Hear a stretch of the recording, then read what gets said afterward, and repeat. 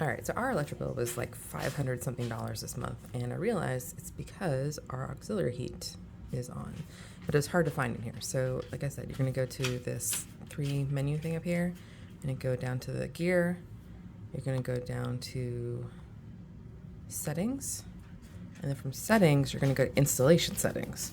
Installation settings, you're gonna go to thresholds, and thresholds, you're gonna go down to auxiliary outdoor heat max. You're going to set this to 33. So you do click in here, you'll click this button, and then you'll scroll up and down until you get to 33. This is all what my HVAC guy told me to do upstairs, so I'm just redoing it on the downstairs one. And then basically what that means is that your auxiliary heat won't kick on unless it's 33 degrees, not when it's 55. So your electric bill should go down. If this helped you, please like and share the video, because that's what makes YouTube happy and makes the video generate more revenue. Therefore, I get a tip for giving this to you. Thanks so much, guys. Take care. Bye-bye.